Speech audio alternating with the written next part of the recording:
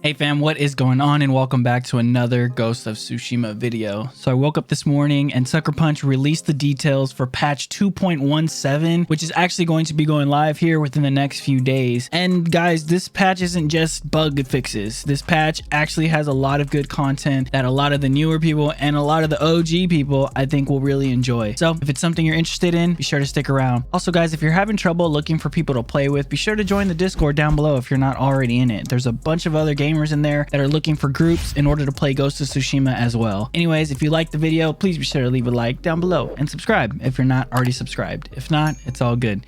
We love y'all anyway. Let's get to the patch update.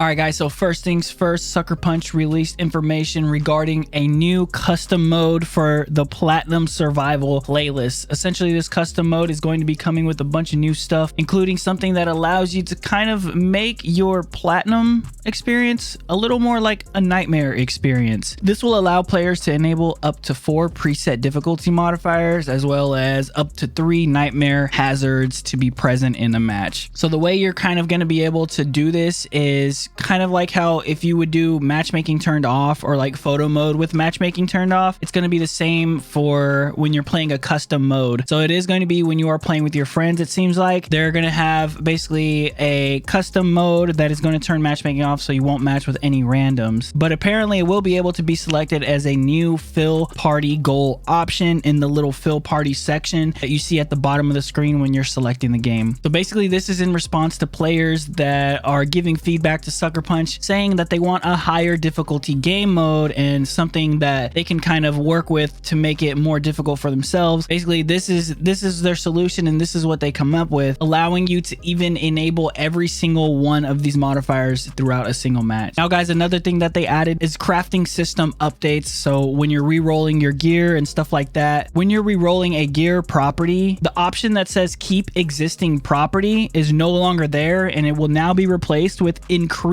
existing property. So instead of re-rolling something, let's say you have melee damage and you want to increase that melee damage, when you re-roll, instead of selecting the bottom part that gives you a whole new statistic, you will instead be able to just choose to increase the statistic that you already have on that gear item. That is freaking amazing. This will allow you to start maxing out your equipment without having to rely on RNG. It is such a huge update for those of you guys who are looking to use better builds and kind of work with different builds without using so much honor, because once you get that right property, you will then just start being able to increase it instead of just changing it in general and hoping that you get a better one. Another thing they did was re-rolled stats will now never decrease in effectiveness. So again, if you have melee damage on your katana and it is at 5%, when you re-roll, it will not go lower than 5%. It can only go up from the statistic that you already have on your gear item. Another thing with the crafting system, guys, they added the ability to re-roll locked perks and stats on 120 key level gear for additional cost of 1 purified gear item. So now once you re-roll it and it's locked, you will now be able to go back in and re-roll it again, but it's just going to cost another purified currency that you get from completing the rituals on the cursed gear. Guys, other updates that they added is now there's a dark flash bomb effect option that is going to be effective not only in Legends mode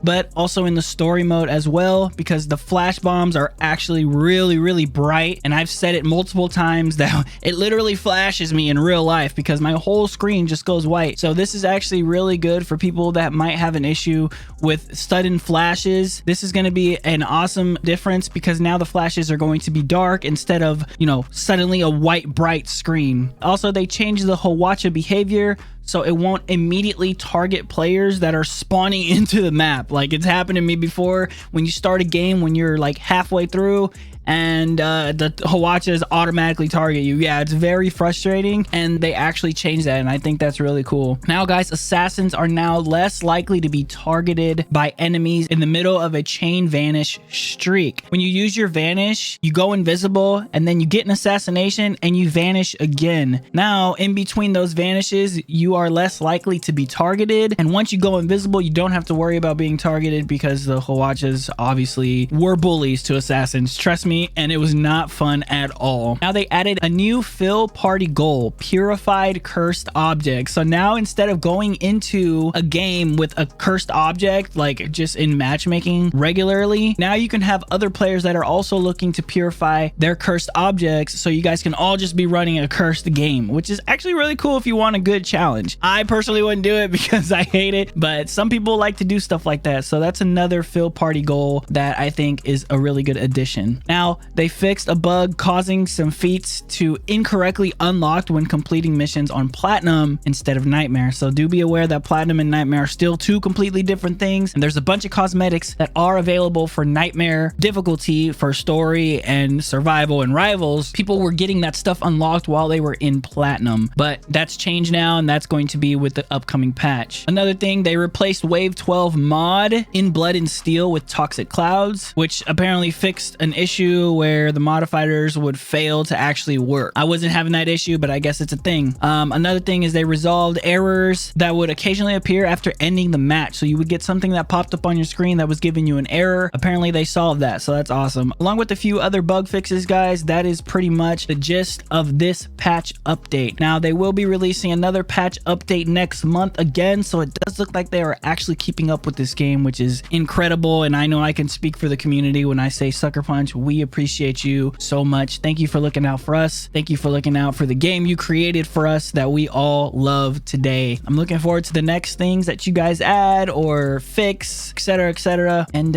let's keep pushing, guys. This game is so much fun. To all the new faces, I hope you guys are enjoying this game. Please feel free to continue asking me questions. I'm trying to answer as much of them as I can, and if I can't get to you, I know some OGs will jump in there and answer the questions as well. But that's it for me today, guys. I hope you guys enjoyed this video. If you did, please be sure to leave a like down below and subscribe if you're not already subscribed. If not, it's all good.